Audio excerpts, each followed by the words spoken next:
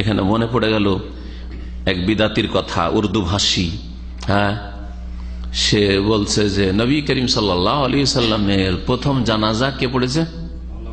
আল্লাহ পড়েছে। চেনেন ওই বিদাতিকে? কি নাম? তারেক জামিল বিদাতি নাকি জানি তবলিগ। আমাকে তোকে বেরোলবি লাগে ওর কথা শুনে।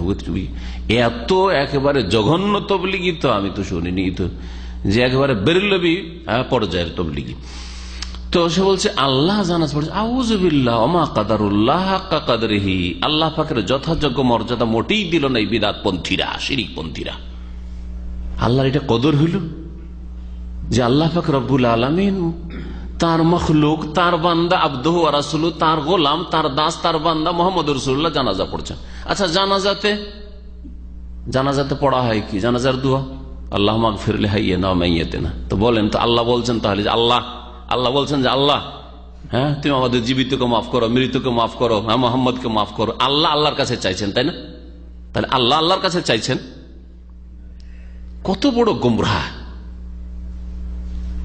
আর গুমরাহর পাশে কারো বসে থাকা সহি আকীদার লোকের এটা মারাত্মক বিপজ্জনক, এটা বড় ফিতনার কারণ। গুমরাহর পাশে একজন গুমরাহকে আমি পাশে বসিয়ে রাখবো আর আমার সাথে ছবি উঠবে, এটা দাওয়াতে ইসলামের বড়ই ক্ষতিকর জিনিস। লোকেরা ধোঁকা খেয়ে যাবে যে যখন সহি আকীদার মানুষ মতিউর রহমানের পাশে বসে আছে তখন এও মনে হয় কিছু ইসলামের খেদমত করে, ইসলাম ধ্বংস করে, ইসলামী আকীদা ধ্বংস করে। আর মূর্খ সমাজ তো বুঝে যাবে যে ইসলামের খেদমত করে এরা।